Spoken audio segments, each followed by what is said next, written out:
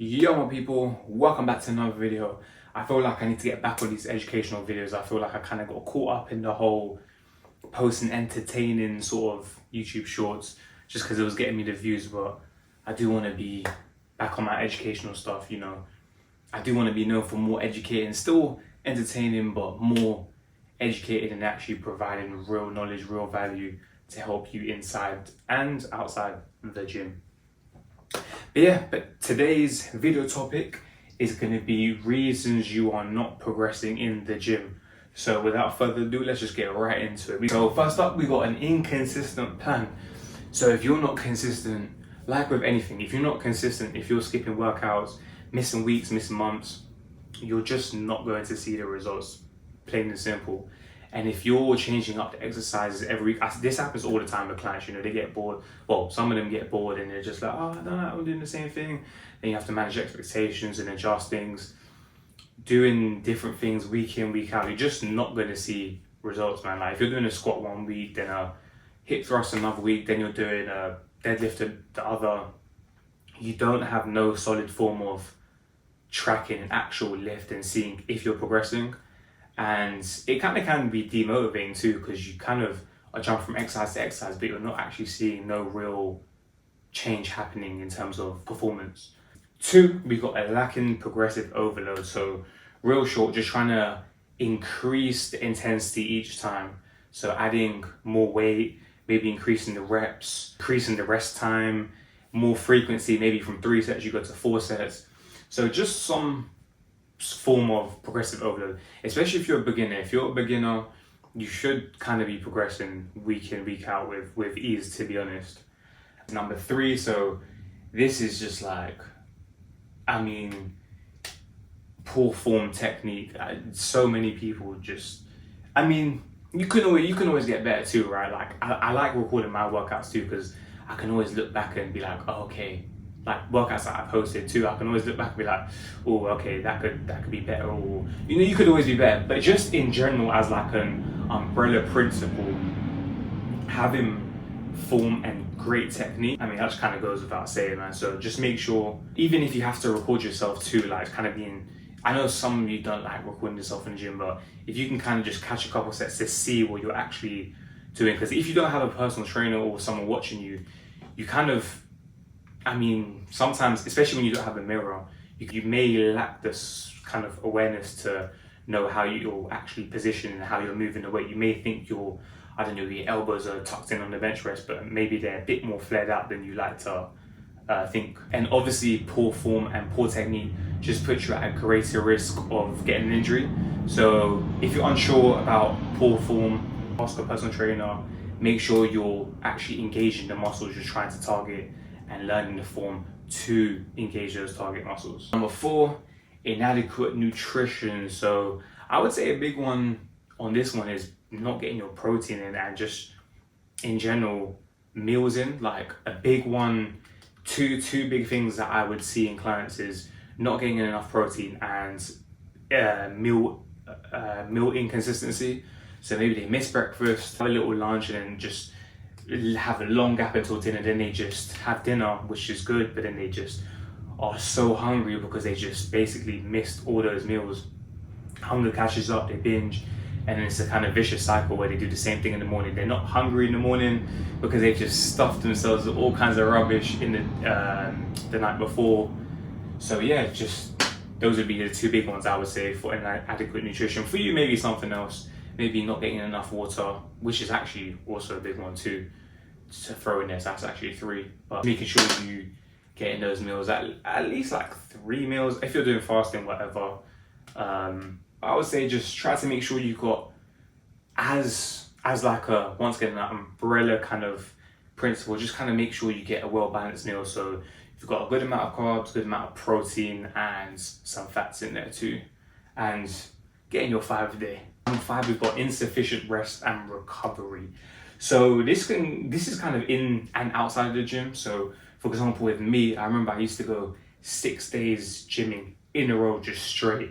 But now I need, truth be told, my schedule changed a little bit. But now I'd like, after 3 days working out straight, that 4th day's got to be a rest day, man. Otherwise, Maybe I could do the 4th day, but in general, usually after 3 days working out, I'll take the 4th day off. Otherwise, I find I'm just totally fried, man. So be sure to incorporate and schedule and have proper planning for rest and recovery days. And this could be even insufficient rest in the gym too. So when you're working out, like for example, doing a heavy bench press or whatever, and only taking 30-45 seconds rest, and then before you know it, you can't even bench the same weight, so you have to drop it, and you keep taking the 30 seconds rest, and then you're kind of being inefficient with your workouts, because had you rested, I don't know, maybe 2 to 3 minutes, you could have gone hard on that set and matched the same weight or matched the same amount of reps. So keep in mind, for muscle building, we're not doing cardio, so no 30-second rest. Get your 2 minutes rest when you lift, especially if you're going hard. Well, you should be going hard for the most part. You can't just take 30 seconds, man. That's a cardio workout. Leave that for the cardio. So 6, we got ignoring weak areas. So this is, maybe you like training a certain muscle in the gym. Maybe you like doing the chest, so you neglect the back. So you're like, back day, that's long, it's too tiring. You can't even see your back anyway. Let me train my chest.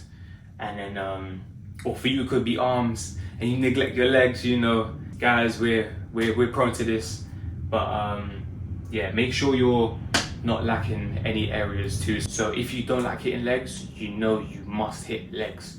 And even if it's easier, prioritize it earlier in the week. So if you don't like training legs, get that out of the way on the Monday. Boom, done. If you don't like doing shoulders, get that out of the way on the Monday. If you don't like doing back, put that first, put that on that Monday, so it's out of the way. At the beginning of the week, rest of the week, you can focus on the other things that you like, don't mind doing. Number 7, we got a lack of goal setting. So usually when we set goals, there's something that kind of gives us clarity, gives us vision to go hit it. So if we have a goal to, I don't know, maybe your goal, you're starting out in the gym, you want to bench 100 kg, you go hard and then you hit that goal.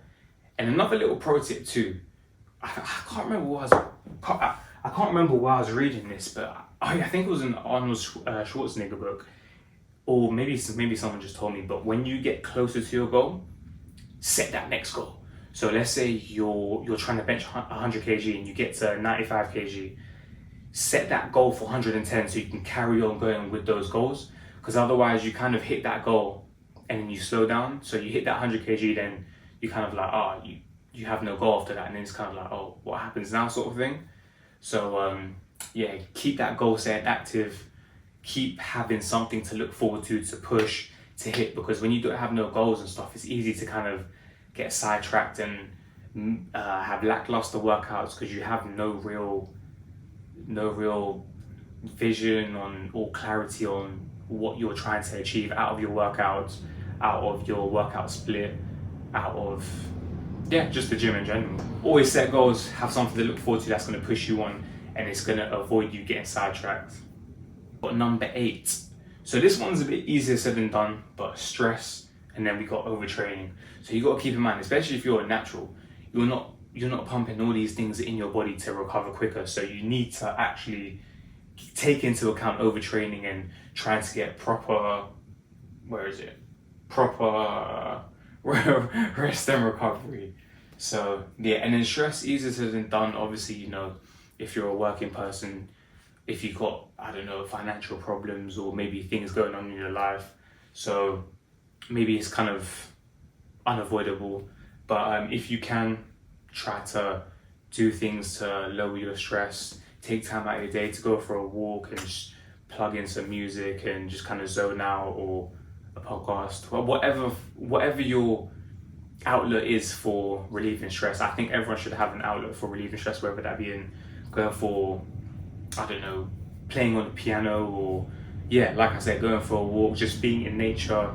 Maybe if you got a dog, just playing with your dog.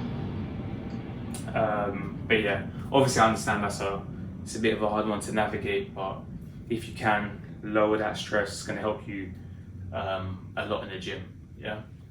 And also another thing on stress too that can really impair recovery too. So if you're really stressed out, it probably leads on to other things like you're gonna lack sleep because your mind's racing. So yeah, just try and, even if you can, try meditation and yoga too. I find that's quite relaxing. Yeah. And then we got number 9. So that's tracking progress, or not tracking progress, shall I say. What doesn't get measured can't get improved. So if you're not tracking your food or your lifts in the gym, obviously it's kind of, some people might find it a bit weird to carry around a notepad and with the gym and stuff. But you could just write on your notes on your phone, the notes app on your phone. Yeah, just trying to track your lifts and track your nutrition too, because it's like if you're trying to save for a car or whatever, you track you track your income, right? Like you wouldn't just hope to one day have enough money on the side to buy a car or buy a house or whatever that thing is that you're trying to get. You watch your income. Okay, this month I get paid this much. Okay, I need to allocate this to that, boom, boom, boom, boom, and then put that aside for the car. So it's the same thing with the gym, man. Just trying to track your lifts and making sure, okay, this week I hit this, so I need to next week match it, or maybe try and up the level on that. So yeah. And then last but not least, we got a lack of variation. So this can, I guess, maybe like be an argument against inconsistent plan, in terms of maybe you're doing exercise for actually so long that I guess in a way you can argue your body can adapt, and then you get marginal returns, and then you might actually need to swap out the exercise for another. And yeah, just keep things fresh, not get bored, and kind of ignite that motivation again to be like, oh, okay, a new movement.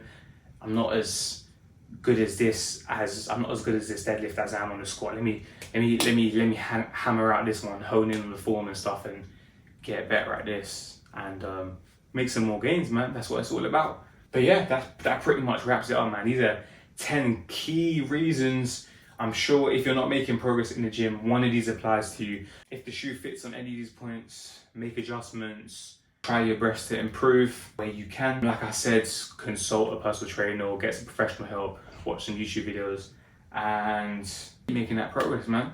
Catch you in the next one. Peace.